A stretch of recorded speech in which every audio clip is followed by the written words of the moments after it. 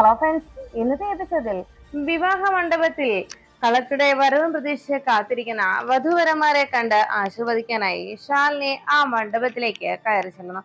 ഈ സമയത്ത് സുസ്മിതയെ ശരിക്കും എല്ലാവരുടെയും മുന്നിൽ വെച്ച് അപമാനിച്ചതിനും അതോടൊപ്പം തന്നെ സുസ്മിതയെ മറ്റുള്ളവരുടെ മുന്നിൽ വെച്ച് ഒരു രീതിയിലും സുസ്മിതയ്ക്ക് പ്രതികരിക്കാൻ പോലുമുള്ള ഒരു അവസരം നൽകാതെ എല്ലാവരുടെയും മുന്നിൽ നാണം കെടുത്തിയതിന്റെ അമർഷത്തിൽ സുസ്മിതയും പിന്നാലെ മണ്ഡപത്തിലേക്ക് ചെന്നെത്തുന്നു.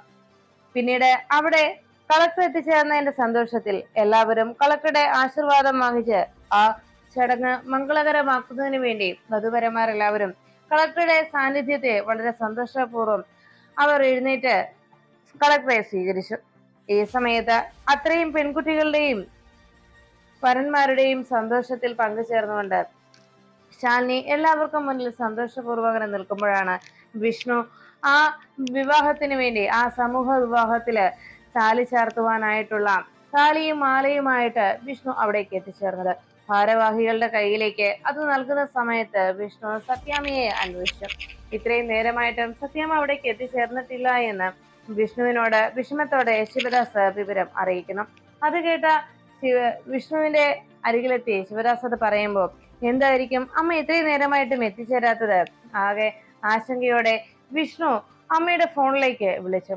ഈ സമയത്ത് ശ്യാമയുടെ കയ്യിലായിരുന്ന ഫോണ് റിങ് ചെയ്യുന്നത് കൊണ്ട് സൈലന്റ് ആയിരുന്ന ആ ഫോൺ റിങ് ചെയ്യുന്നത് ശ്യാമ കേൾക്കാതെ പോകുന്നു. ഈ സമയത്ത് ഇത്രയും നേരമായിട്ടും അമ്മ എത്തിച്ചേരാത്ത എന്തായിരിക്കും എന്നോർത്ത് വിഷ്ണു ആകെ ടെൻഷനിലായി. ഉടനെ തന്നെ ഭാരവാഹികളോട് എന്നാ ഞാൻ പോയി അമ്മയെ നോക്കിയിട്ട് വരാമെന്ന് പറഞ്ഞുകൊണ്ട് വിഷ്ണു തന്റെ കയ്യിൽ ഏൽപ്പിച്ചു വിട്ടിരുന്ന ആ താലിമാല താലിയും മാലയും അവരുടെ കൈകളിൽ ഏൽപ്പിച്ചിട്ട് ഉടനെ അമ്മയെ അന്വേഷിച്ചിട്ട് വരാമെന്ന് പറഞ്ഞ് വിഷ്ണു പുറത്തേക്ക് ഇറങ്ങാൻ ഒരുങ്ങുന്ന സമയത്താണ് മണ്ഡപത്തിൽ നിന്ന് പൂജാരി മുഹൂർത്തത്തിനുള്ള സമയമായി എന്ന് ഏവരെയും അറിയിച്ചത്. അത് കേട്ട ഉടനെ തന്നെ ശിവദാസ് ശാലിനിയെ നോക്കിയിട്ട് വിളിച്ചു. ശാലിനി മേഡം അരികിലേക്ക് വരൂ എന്ന് വിളിച്ചു. ശാലിനി മേഡം എന്നുള്ള ശിവദാസിന്റെ വിളി കേട്ടതും പെട്ടെന്ന് വിഷ്ണുവിന്റെ കാതിൽ ആ പേര് പെട്ടെന്ന് വന്ന് മാറ്റിക്കൊണ്ടു. വിഷ്ണു ഉടനെ തന്നെ ആ പേര് കേട്ടതും പിന്തിരിഞ്ഞു നോക്കുകയാണ്. വളരെ പ്രതീക്ഷയോടെ തന്റെ പ്രിയപ്പെട്ട ശാലിനിയാണ് അവിടെ വന്നത് എന്ന് യാതൊരു അറിവുമില്ലെങ്കിൽ പോലും ആ പേര് മാത്രം കേട്ടതിന്റെ സന്തോഷത്തിലും ആ ഒരു പ്രതീക്ഷയിലും വിഷ്ണു അതാരാണ് എന്നറിയാനായി പ്രതീക്ഷയോടെ നോക്കുന്നു. അപ്പോഴാണ് എല്ലാവരും വളരെ സ്നേഹാദരവോടെ നമ്മുടെ കളക്ടർ മേഡം തന്നെ ഇന്ന് വധുവരന്മാർക്ക് ഈ വിവാഹത്തിൽ പങ്കെടുക്കുന്ന ഇവിടെ വിവാഹത്തിലാകാൻ പോകുന്ന വധുവരന്മാരെ ആശീർവദിച്ചുകൊണ്ട് വരന്റെ കയ്യിലേക്ക് കളക്ടർ മേഡം തന്നെ താലി എടുത്തു കൊടുക്കാൻ പോകുന്ന ചടങ്ങാണ് ഇന്ന് നടക്കാൻ പോകുന്നത് എന്ന് ഏവരെയും ആ ശിവദാസും മറ്റുള്ള ട്രസ്റ്റ് അംഗങ്ങളും അറിയിച്ചു. അത് കേട്ട സന്തോഷത്തിൽ വിഷ്ണു നോക്കി നിൽക്കുമ്പോൾ ആ ആളുകളുടെ ഇടയിലൂടെ മുന്നിലേക്ക് കടന്നു വന്ന് പുഞ്ചിരി തൂകി നിൽക്കുന്ന ആ പെൺകുട്ടി, ആ ശാലിനി തന്റെ പ്രിയപ്പെട്ടവൾ തന്നെ ആയിരിക്കുമെന്നുള്ള പ്രതീക്ഷയിൽ വിഷ്ണു നോക്കുമ്പോൾ അവിടെ ഒരാള് നിൽക്കുന്നത് കൊണ്ട് അയാളുടെ മറവിലായിരുന്നു കളക്ടർ മേഡം നിന്നിരുന്നത്. ഉടനെ തന്നെ വിഷ്ണു അത് ആരാണെന്ന് അറിയാനായി ഒന്നുകൂടി മാറി നിന്ന് നോക്കുമ്പോൾ പുഞ്ചിരിയോടെ മുന്നിലേക്ക് കയറി വന്ന് നിൽക്കുകയാണ് ശാലിനി. ശാലിനി വളരെ സന്തോഷത്തോടെ ശിവദാസനോടും മറ്റുള്ളവരോടും സന്തോഷപൂർവ്വം സംസാരിച്ചു നിൽക്കുന്ന ആ കാഴ്ച കണ്ടതോടെ വിഷ്ണുവിന്റെ മനസ്സിന് വല്ലാത്ത സന്തോഷമായി. താൻ എത്രയും നാളായി കാത്തിരുന്ന വർഷങ്ങളുടെ കാത്തിരിപ്പിന് ശേഷം തന്റെ പ്രിയപ്പെട്ടവളെ ഇതാ മുന്നിൽ കണ്ടു. അതും ഇത്രയും ആഗ്രഹത്തോടെ ഈ നാടൊന്നാകെ ആഗ്രഹിച്ച ആ തന്റെ അമ്മയെ ഒഴിച്ച് ഇരു കുടുംബത്തിലുമുള്ള മറ്റെല്ലാവരും അത്രമേൽ ആഗ്രഹിച്ച ആ പദവി അലങ്കരിച്ചുകൊണ്ട് നിൽക്കുന്ന ശാലിനിയെ കണ്ട് വിഷ്ണു മതിമറന്ന് സന്തോഷിച്ചു. ശാലിനിക്കരികിലേക്ക് നടന്നു ചെന്ന് ശാലിനിയോട് സംസാരിക്കാനായി ഒരു ചുവടെടുത്ത് ഫ്രണ്ടിലേക്ക് കാല് വെച്ചതും ആ നിമിഷം വിഷ്ണുവിന്റെ ഫോണിലേക്ക് ഒരു കോള് വന്നു. വിഷ്ണു വേഗം തന്നെ ഫോൺ എടുത്ത് നോക്കി. അപ്പോഴാണ് അമ്മയുടെ കോളാണ് എന്ന് മനസ്സിലായത്. അമ്മ വിളിക്കുന്നത് കണ്ട് വിഷ്ണു വേഗം ഫോൺ അറ്റൻഡ് ചെയ്തു. ഹലോ അമ്മേ എന്ന് സംസാരിക്കുമ്പോൾ ശ്യാമ സത്യാമ്മയുടെ ഫോണിലേക്ക് കോള് വന്നത് കൊണ്ട് ഉടനെ തന്നെ വിഷ്ണുവിനെ വിളിച്ച് വിവരം അറിയിക്കാൻ തിരിച്ച് ശ്യാമ വിളിച്ചതായിരുന്നു. കോള് വന്ന ഉടനെ വിഷ്ണു വളരെ സന്തോഷത്തിൽ അമ്മയെന്ന് വിളിച്ചതും ശ്യാമ പറഞ്ഞു, വിഷ്ണുവേട്ടാ ഇത് ഞാനാ ശ്യാമ. സത്യാമ്മയ്ക്ക് പെട്ടെന്ന് BP കൂടി ഹോസ്പിറ്റലിൽ ഇപ്പോൾ അഡ്മിറ്റ് ആണ് എന്ന് അറിയിച്ചു. അത് കേട്ടതും വിഷ്ണുവിനാകെ ടെൻഷനായി. അമ്മയ്ക്ക് ഇപ്പൊ എങ്ങനെയുണ്ട് എന്ന് ചോദിച്ചപ്പോ വിഷ്ണുവിനോട് ശ്യാമ പറഞ്ഞു, ഇപ്പോ നമ്മുടെ കരുണ ഹോസ്പിറ്റലിലാണ് സത്യാമ്മയുള്ളത്. വിഷ്ണുവേട്ടൻ വേറെ ഇവിടേക്ക് വാ, കുഴപ്പമൊന്നുമില്ല. സത്യാമ്മയ്ക്ക് BP കൂടിയതിന്റെ പ്രശ്നമാണ്. വരുന്ന വഴിയിൽ വണ്ടി ബ്രേക്ക് ഡൗൺ ആയി പോയി. ആ സമയത്ത് സത്യാമ്മ കാറിൽ നിന്നിറങ്ങി നടന്നു തുടങ്ങി. അതുകൊണ്ടാണ് സത്യാമ്മയ്ക്ക് BP കൂടിയത് എന്ന് ശ്യാമ അറിയിച്ചു. ഞാനിപ്പോൾ തന്നെ എത്താൻ ശ്യാമേ എന്ന് പറഞ്ഞുകൊണ്ട് ശാലിനി അവിടെ ആ ചടങ്ങിൽ പങ്കെടുക്കുന്നത് നോക്കി ശാലിനിയോടൊന്ന് ചെന്ന് സംസാരിക്കാൻ പോലും കഴിയുന്നില്ല. ഇതേ അവസ്ഥയിൽ ശാലിനിയെ താൻ കണ്ടതുകൊണ്ടായിരിക്കുമോ അമ്മ ആ അബോധാവസ്ഥയിൽ ഹോസ്പിറ്റലിൽ ഇപ്പോൾ അഡ്മിറ്റ് ആയി കിടക്കുന്നത്? അന്ന് അമ്മ പറഞ്ഞ ശബ്ദം, അമ്മ എടുത്ത ആ ശബ്ദം, ആ സത്യം ചെയ്യൽ, അത് അതുപോലെ തന്നെ ഭവിച്ചതാണോ എന്നൊക്കെ വിഷ്ണുവിന്റെ മനസ്സിന് വല്ലാത്ത ആശങ്ക തോന്നുന്നു. വിഷ്ണു ഒന്നുകൂടി ശാലിനിയെ നോക്കി. ഈ സമയത്ത് ശാലിനി അവിടെ സന്നിഹിതരായിരിച്ച ഉപവിഷ്ടരായിരിക്കുന്ന വധുവരന്മാർക്ക് വളരെ സന്തോഷത്തോടെയും പ്രാർത്ഥനയോടെയും ശാലിനി ആ താലിമാല ആ ഓരോ വരന്മാരുടെയും കയ്യിലേക്ക് എടുത്തു കൊടുക്കുന്നു. ആ കാഴ്ചയൊന്ന് ഒരു വട്ടം കൂടി ഒന്ന് നോക്കിയിട്ട് വിഷ്ണു വേഗം തന്റെ താറും എടുത്തുകൊണ്ട് അവിടെ നിന്ന് നേരെ ഹോസ്പിറ്റലിലേക്ക് പുറപ്പെട്ടു. ശാലിനി ആ ഒരു മുഹൂർത്തത്തിൽ മംഗളകരമായ ആ ചടങ്ങിൽ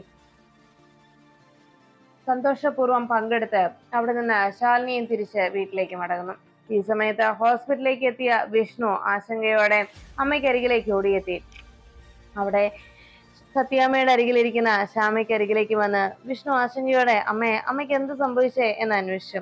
അപ്പോഴേക്കും സത്യാമ്മയ്ക്ക് ബോധം തെളിഞ്ഞു കഴിഞ്ഞു. സത്യാമ്മയുടെ വിവരങ്ങളൊക്കെ ശ്യാമ ചോദിച്ചുകൊണ്ടിരിക്കുമ്പോഴാണ് അവിടേക്ക് വിഷ്ണു ഓടിയെത്തിയത്. വിഷ്ണു വന്ന് അമ്മയ്ക്ക് ഇപ്പൊ എങ്ങനെയുണ്ട്, എന്താ അമ്മയ്ക്ക് പറ്റിയത്, എന്താ അമ്മയ്ക്ക് എന്താ സംഭവിച്ചത് എന്നൊക്കെ വിഷ്ണു ആകാംക്ഷയോടെ വിവരങ്ങൾ ചോദിച്ചു.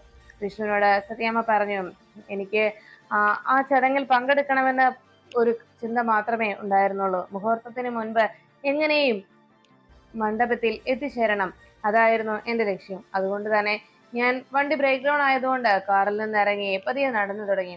പക്ഷെ ആ വഴിയെങ്ങും തന്നെ ഒരു വണ്ടിയും വന്നിരുന്നില്ല. വന്ന ഒരു കാറാണ് നിർത്തിയതുമില്ല. പിന്നെ കുറച്ചുകൂടി പിന്നിട്ടപ്പോ BP-യുടെ മരുന്ന് പോലും എടുക്കാതെ നടന്ന് കുറച്ചുകൂടി പോയപ്പോ വല്ലാതെ ദാഹിച്ചു. പിന്നെ ബോധമറ്റ് ആ നിലത്ത് വീഴുകയായിരുന്നു. എന്നാൽ ആ പരുപരുത്ത മണലിൽ കാരുണ്യത്തിന്റെ കൈകൾ നീട്ടി ഒരു കാരുണ്യത്തിന്റെ കൈകൾ എന്നെ സ്പർശിച്ചതായി, എന്റെ ജീവൻ രക്ഷിച്ചതായിട്ട് മാത്രം എനിക്ക് ഓർമ്മയുണ്ട് എന്ന് സത്യാമ്മ പറയുന്നു. അത് കേട്ട ഉടനെ ശ്യാമ അപ്പുറത്ത് മാറി നിന്ന് തന്റെ കുഞ്ഞേച്ചിയെ കുറിച്ചാണ് സത്യാമ്മ പറയുന്നത് എന്ന് മനസ്സിൽ ഓർത്തുകൊണ്ട്, സത്യാമ്മ നേരിൽ കണ്ടാൽ എന്റെ കുഞ്ഞേച്ചിയോട് ഏത് രീതിയിലായിരിക്കും പ്രതികരിക്കുക എന്ന് ആലോചിച്ച് ശ്യാമ ആകെ സങ്കടപ്പെട്ടങ്ങനെ നിൽക്കുമ്പോൾ അവിടേക്ക് ഡോക്ടർ എത്തിച്ചേർന്നു. സത്യാമ്മ ഇപ്പൊ ഓക്കെ ആയല്ലോ അല്ലേ, കുഴപ്പമൊന്നും തന്നെ ഇല്ലല്ലോ എന്ന് ഡോക്ടർ അന്വേഷിച്ചു. ഉടനെ ഡോക്ടറോട് സത്യാമ്മ പറഞ്ഞു, ഇല്ല ഡോക്ടർ, ഇപ്പൊ പ്രശ്നമൊന്നും തന്നെ ഇല്ല. എന്റെ BP കുറഞ്ഞു പോയതായിരുന്നു. അത് ഇന്ന് പെട്ടെന്ന് ഒരു ഫംഗ്ഷൻ അറ്റൻഡ് ചെയ്യേണ്ട ആവശ്യമുണ്ടായിരുന്നു. അതുകൊണ്ട് വീട്ടിൽ നിന്ന് അല്പം ലേറ്റ് ആയിട്ട് ഇറങ്ങിയത് കൊണ്ട് വേഗം അവിടെ എത്രയും വേഗം എത്തിച്ചേരണമെന്ന ചിന്ത മാത്രമേ ഉണ്ടായിരുന്നുള്ളൂ. കാറ് ബ്രേക്ക് ഡൗൺ ആയതുകൊണ്ട് വഴിയിൽ ഇറങ്ങി നടക്കുകയും ചെയ്തു. അതൊക്കെ കൊണ്ടാണ് ഇപ്പൊ ഇങ്ങനെയെല്ലാം സംഭവിച്ചത് എന്ന് സത്യാമ്മ അറിയിച്ചു. സത്യാമ്മയുടെ വാക്കുകൾ കേട്ട ഉടനെ ഡോക്ടർ പറഞ്ഞു, എന്തായാലും പേടിക്കാനൊന്നുമില്ല, സത്യാമ്മ ആശങ്കപ്പെടുകയൊന്നും വേണ്ട, സത്യാമ്മയ്ക്ക് കുഴപ്പമൊന്നും തന്നെ ഇല്ല, BP കൂടിപ്പോയി, അത്രേ ഉള്ളൂ. ആ ടാബ്ലറ്റ് ഇല്ലാതെ പോയതാണ് ഇങ്ങനെ ഒരു ബോധക്ഷയത്തിന് കൂടി കാരണമായത്. എന്തായാലും ഇനി പ്രശ്നമൊന്നും തന്നെ ഇല്ല സത്യാമ്മേ എന്ന് ഡോക്ടർ അറിയിച്ചു. അപ്പോഴേക്കും ഡോക്ടറോട് സത്യാമ്മ ചോദിച്ചു, അല്ല ഡോക്ടർ, എന്നെ ആരാ ഇവിടെ എത്തിച്ചത് എന്ന് അന്വേഷിച്ചതും ഡോക്ടർ പറഞ്ഞു, അത് സത്യാമ്മയ്ക്ക് അറിയില്ലേ, കളക്ടർ മേഡമാണ് സത്യാമ്മയെ ഇവിടേക്ക് എത്തിച്ചത്. കളക്ടർ മേഡവും ആ ചടങ്ങിൽ പങ്കെടുക്കാൻ പോവുകയായിരുന്നു. ആ വഴി കളക്ടർ മേഡം വന്നപ്പോഴാണ് അവിടെ ബോധം കെട്ട് കിടന്ന സത്യാമ്മയെ കണ്ടത്. ഉടനെ തന്നെ കളക്ടർ മേഡം സത്യാമ്മയെ ഇവിടെ എത്തിക്കുകയും വേണ്ട ട്രീറ്റ്മെന്റ് നൽകുകയും ചെയ്യുകയാണ് ഉണ്ടായത്. ഇവിടെ ഇത്രയും നേരം കളക്ടർ മേഡം ഉണ്ടായിരുന്നു. പിന്നെ ആ ഫംഗ്ഷൻ അറ്റൻഡ് ചെയ്യേണ്ടതായതുകൊണ്ടും അവർ നിരന്തരമായി വിളിച്ചുകൊണ്ടിരുന്നത് കൊണ്ടുമാണ് മേഡത്തിന് സത്യാമ്മയ്ക്ക് കുഴപ്പമൊന്നുമില്ല എന്ന് ഉറപ്പ് വരുത്തിയിട്ടാണ് മേഡം ഇവിടെ നിന്ന് പോയത് എന്ന് അറിയിച്ചു. അത് കേട്ടതോടെ സത്യാമ്മയ്ക്ക് വളരെയേറെ സന്തോഷമായി. ഇന്നത്തെ കാലത്ത് ഇങ്ങനെയും കരുണയും സഹാനുഭൂതിയും സ്നേഹവുമുള്ള അതും ഉന്നത പദവിയിലിരിക്കുന്ന വ്യക്തികൾ ഉണ്ടെന്ന് അറിയുന്നത് തന്നെ വലിയ സന്തോഷം എന്ന് സത്യാമ്മ പറയുമ്പോൾ സത്യാമ്മയുടെ വാക്കുകൾ കേട്ട് എന്ന ശ്യാമ മനസ്സിൽ പറഞ്ഞു, സത്യാമ്മേ, ഇങ്ങനെയൊക്കെ സത്യാമ്മ പുകഴ്ത്തുകയും പറയുകയും ഒക്കെ ചെയ്യുന്നുണ്ടെങ്കിലും ആ വ്യക്തി ആരാന്നറിയുമ്പോൾ സത്യാമ്മയുടെ ഈ മുഖഭാവവും ഈ സ്നേഹവും ഈ നല്ല വാക്കുകളും ഒക്കെ ഇല്ലാതാകും എന്ന് ശ്യാമ മനസ്സിൽ അങ്ങനെ ഓർത്തുകൊണ്ട് നിന്നു. പിന്നീട് ശാലിനിയെ കണ്ട സന്തോഷമായിരുന്നു വിഷ്ണുവിന്റെ മനസ്സിലാകെ. എത്രയും വേഗം ശാലിനിക്ക് അരികിലേക്ക് എത്തുക, കളക്ടർ മേഡമാണ് ഇവിടുത്തെ എന്റെ ശാലിനി തന്നെയാണ് ഇപ്പോഴത്തെ കളക്ടർ എന്ന് അറിഞ്ഞതിന്റെ സന്തോഷത്തിലായിരുന്നു വിഷ്ണു ഇത് ആരോട് പറയുമെന്നോർത്ത് അങ്ങനെ ടെൻഷൻ ചെലുമ്പോൾ എത്രയും വേഗം അമ്മയോട് ഈ വാർത്ത പറഞ്ഞാലോ, അമ്മയോട് എങ്ങനെയെങ്കിലും ശാലിനി ഇവിടേക്ക് കൂട്ടിക്കൊണ്ട് വരുന്നതിന് വേണ്ടിയുള്ള വഴി ഒരുക്കണം, അതിനെന്താ ഒരു പോംവഴി എന്നല്ല വിഷ്ണു അങ്ങനെ ആലോചിച്ചു. വീട്ടിലേക്ക് എത്രയും വേഗം ശാലിനിയെ കൂട്ടിക്കൊണ്ട് വരണമെന്നും വിഷ്ണുവിന്റെ മനസ്സ് അതിനായി തുമ്പി. അപ്പോഴാണ് സത്യാമ്മ ഡിസ്ചാർജായി വീട്ടിലേക്ക് എത്തിയത്. എന്തായാലും ഇന്നൊരു ദിവസം കഴിയട്ടെ എന്ന് വിഷ്ണു മനസ്സുകൊണ്ട് തന്റെ മനസ്സിനെ ആശ്വസിപ്പിച്ചുകൊണ്ട് നാളെ രാവിലെ എന്തായാലും അമ്മയോട് ഇതിനെക്കുറിച്ച് സംസാരിക്കണമെന്ന് വിഷ്ണു തീരുമാനിച്ചു. പിറ്റേന്ന് രാവിലെ സത്യാമ്മ ഓഫീസിലെ കാര്യങ്ങളൊക്കെ സംസാരിച്ചുകൊണ്ട് അങ്ങനെ നിൽക്കുമ്പോൾ വിഷ്ണു അരികിലേക്ക് എത്തി. വിഷ്ണു അരികിൽ വന്ന് അങ്ങനെ നിൽക്കുന്നത് കണ്ട് കുറച്ചു നേരം ഫോണിൽ സംസാരിച്ചു കൊണ്ടിരുന്ന സത്യാമ്മ വിഷ്ണു തന്നോടെന്തോ കാര്യമായി പറയാനുണ്ടെന്ന് മനസ്സിലാക്കി. വേഗം തന്നെ സത്യാമ്മ ഫോൺ വെച്ചിട്ട് വിഷ്ണു എന്തോ നീ പറയാൻ വന്നതാണല്ലോ, എന്തു പറ്റിയതാ എന്ന് അന്വേഷിച്ചു. ഉടനെ വിഷ്ണു പറഞ്ഞു, അത് അമ്മേ, ഞാൻ പറയാൻ വന്നത് വേറൊന്നുമല്ല. അമ്മയുടെ ജീവൻ രക്ഷിച്ച കളക്ടർ മേഡത്തോട് ഒരു നന്ദി പറഞ്ഞില്ലല്ലോ അമ്മേ എന്ന് ചോദിച്ചു. ഉടനെ അത് കേട്ട സത്യാമ്മ പറഞ്ഞു, മോനെ, ഞാൻ പലപ്പോഴായി കളക്ടർ മേഡത്തെ വിളിക്കാനായി ശ്രമിക്കുന്നുണ്ട്, പക്ഷേ മേഡത്തിന് കോൾ കണക്ട് ആവുന്നില്ല. പലപ്പോഴും പല കാര്യങ്ങൾ കൊണ്ടും മേഡം ബിസിയാണെന്നാണ് PA പറയാറുള്ളത് എന്നറിയിച്ചു. എന്തായാലും കളക്ടറുടെ PA നമുക്കറിയാവുന്നതല്ലേ, നമുക്ക് പരിചയമുള്ള പെൺകുട്ടിയല്ലേ, അതുകൊണ്ട് അവളോട് തന്നെ കളക്ടറെ കുറിച്ച് അന്വേഷിക്കാം എന്ന് സത്യാമ്മ വിഷ്ണുവിനോട് പറഞ്ഞു. ഈ സമയത്ത് സത്യാമ്മയ്ക്കും വിഷ്ണുവിനുള്ള ചായയുമായി എത്തിയ ശ്യാമ അവിടെ നിന്ന് വല്ലാതെ പരിങ്ങി. അപ്പോഴാണ് സത്യാമ്മയോട് വിഷ്ണു പറഞ്ഞത്, അമ്മേ, വെറുതെ കളക്ടർ മേഡത്തെ വിളിക്കണ്ട, നമുക്കൊരു കാര്യം ചെയ്യാം. നമ്മുടെ ഇനി വരുന്ന അടുത്ത ദിവസം തന്നെ നമ്മുടെ ഹോട്ടലിന്റെ, അതായത് നമ്മുടെ റെസ്റ്റോറന്റിന്റെ 7ാം വാർഷികം നമ്മൾ ആഘോഷിക്കാൻ പോവുകയല്ലേ, അതുകൊണ്ട് ആ വാർഷികത്തിൽ മുഖ്യ അതിഥിയായി കളക്ടർ മേഡത്തെ നമുക്ക് ഇൻവൈറ്റ് ചെയ്യാം. അതല്ലേ നല്ലത്, കളക്ടർ മേഡത്തെ നമുക്ക് ക്ഷണിക്കാം. അപ്പൊ പിന്നെ നമുക്ക് നമ്മുടെ നന്ദി പ്രകടനവുമാകും. കളക്ടർ മേഡം നമ്മുടെ ഈ ഫംഗ്ഷന് പങ്കെടുക്കുന്നത് കൊണ്ട് നമുക്ക് നല്ല പേരുമുണ്ടാകും എന്ന് അറിയിച്ചു. അത് കേട്ടതും സത്യാമ്മ പറഞ്ഞു, അത് കൊള്ളാം, അത് നല്ലൊരു ഐഡിയ ആണല്ലോ. എന്തായാലും ഞാൻ ഇപ്പൊ തന്നെ കളക്ടറുടെ PA ഒന്ന് വിളിക്കട്ടെ എന്ന് പറഞ്ഞ് വേഗം അനുപല്ലവിയുടെ ഫോണിലേക്ക് സത്യാമ്മ വിളിക്കുന്നു. ഈ സമയത്ത് സത്യാമ്മയുടെ ഫോൺ കോള് വരുന്നത് കണ്ട് ശാലിനിയുടെ അരികിൽ നിന്ന് അനുപല്ലവി വേഗം കോൾ എടുത്തു. കോള് അറ്റൻഡ് ചെയ്തുകൊണ്ട്, ഹലോ സത്യാമ്മേ എന്ന് ഫോണിൽ സംസാരിക്കുമ്പോൾ സത്യഭാമ പറഞ്ഞു, അതെ മോളെ, ഞാൻ വിളിച്ചത് കളക്ടറുടെ PA ആണല്ലോ അല്ലെ അനുപല്ലവി എന്ന് ചോദിച്ചിട്ടും, അതെ സത്യാമ്മ പറഞ്ഞോളൂ എന്ന് അനുപല്ലവി അറിയിച്ചു. ഉടനെ സത്യാമ്മ പറഞ്ഞു, അതെ, ഞാൻ വിളിച്ചത് കളക്ടർ മേഡത്തിന്റെ ഒരു അപ്പോയിന്റ്മെന്റ് വേണ്ടിയാണ് എന്ന് അറിയിച്ചു. അത് കേട്ടതും വേഗം തന്നെ അപ്പോയിന്റ്മെന്റ് അന്വേഷിച്ചത് കേട്ട് അനുപല്ലവി പറഞ്ഞു, അയ്യോ സത്യാമ്മേ, ഇപ്പൊ തന്നെ കളക്ടർ മേഡത്തിന്റെ അപ്പോയിന്റ്മെന്റ് ഏകദേശം എല്ലാം കഴിഞ്ഞു, ഒരാഴ്ചത്തേക്കുള്ളതോളം ബുക്കിംഗ് ആയി കഴിഞ്ഞല്ലോ എന്നറിയിച്ചു.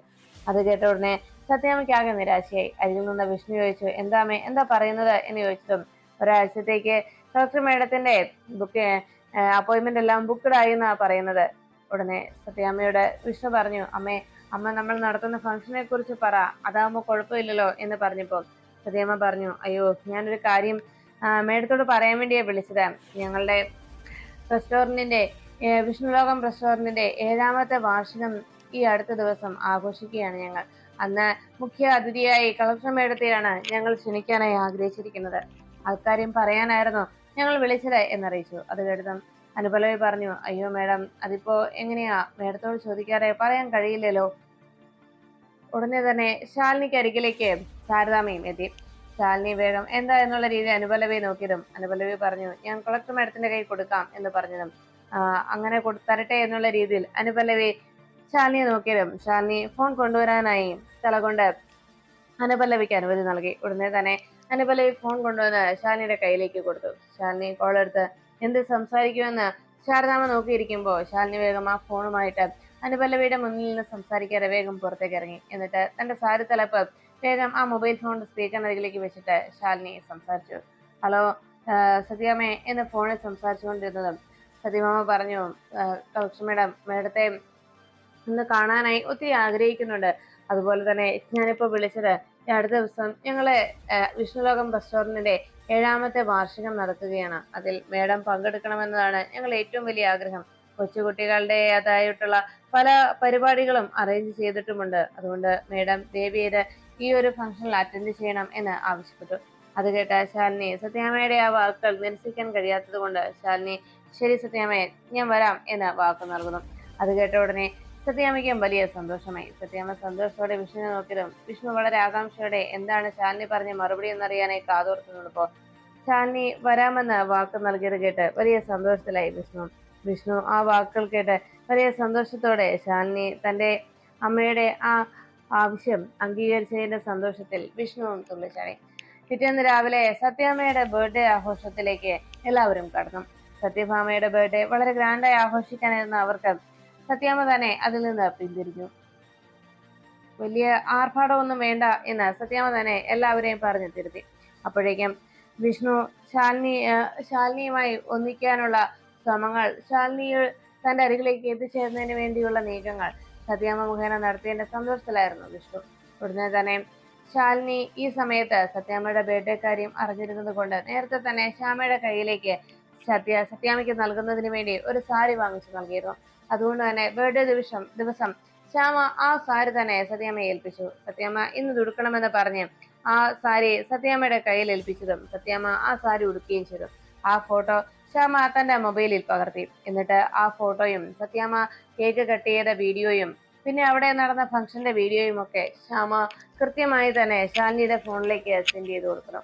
ശാലിനി വീട്ടിലിരുന്ന് ആ വീഡിയോയും ഫോട്ടോയും എല്ലാം കണ്ട് വലിയ സന്തോഷത്തോടെ അങ്ങനെ ആസ്വദിച്ച് ആ ഫോട്ടോയും വീഡിയോയും നോക്കി അങ്ങനെ പുഞ്ചിരിച്ചുകൊണ്ട് അങ്ങനെ ഇരിക്കുമ്പോൾ അവിടേക്ക് ശാരദാമ്മ എത്തുന്നു. പെട്ടെന്ന് ശാലിനി ആരുടെ വീഡിയോ ആണ് കണ്ട് നോക്കി ഇങ്ങനെ മറിമറന്നിരിക്കുന്നതെന്ന് മനസ്സിലാക്കിയ ശാരദാമ്മ വേഗം ശാലിനി ഞെട്ടിക്കാനായി വിളിച്ചു പറഞ്ഞു, ആ അതെ സത്യാമ്മ വരുന്നുണ്ടല്ലോ, സത്യാമ്മ എത്തിയല്ലോ എന്നിങ്ങനെ ചോദിച്ചതും ശാലിനി ഞെട്ടലോടെ വേഗം തന്റെ കയ്യിൽ നിന്ന് മൊബൈൽ ഫോൺ എടുത്ത് മാറ്റാനും ഓടിപ്പോകാനുമായി ശ്രമിച്ചു. അപ്പോഴേക്കും ശാരദാമ്മ പറഞ്ഞു, വേണ്ട വേണ്ട, ഞാൻ വെറുതെ പറഞ്ഞതാ എന്ന് പറഞ്ഞതും അമ്മേ എന്ന് ശാരദാമ്മയെ നോക്കി വിളിച്ചു. അപ്പോഴേക്കും ശാരദാമ്മ പറഞ്ഞു, എന്റെ പൊന്നു മോളെ, നീ ഈ വീഡിയോയും ഫോട്ടോയും ഒക്കെ കണ്ട് ഇങ്ങനെ ആസ്വദിച്ച് ഇവിടെ ഇരിക്കുന്നത് ഞാൻ കണ്ടു. ഇതുപോലെ ഇങ്ങനെ മാറി നിൽക്കാനല്ലോ, മോൾക്ക് നേരത്തെ എന്ന സത്യാമ്മയുടെ വിവരങ്ങൾ പറഞ്ഞൂടെ?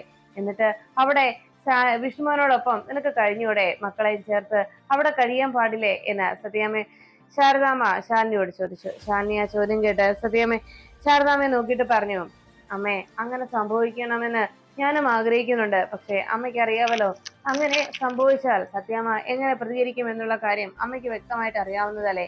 അതൊക്കെ പോട്ടെ, സത്യാമ്മയെ ഉടുത്തിരിക്കുന്ന സാരി നോക്കിക്കേ.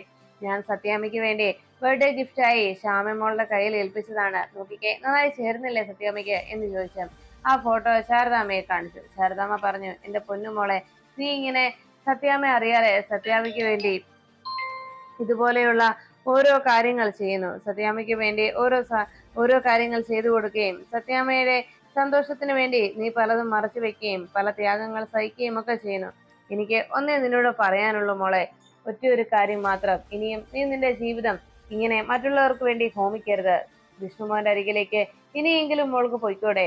ആ പാവം സത്യമോളുടെ ചോദ്യങ്ങൾക്ക്, ആ മോളുടെ സങ്കടങ്ങൾക്ക്, അവളുടെ ഇത്രയും നാളത്തെ കാത്തിരിപ്പിനൊക്കെ ഇനിയെങ്കിലും മോൾക്കൊരു അവസാനം നൽകിക്കൂടെ എന്ന് ശാലിനിയോട് ചോദിക്കുമ്പോൾ ശാലിനി ആകെ നിരാശയോടെ ശാരദാമ്മയെ നോക്കുന്നു.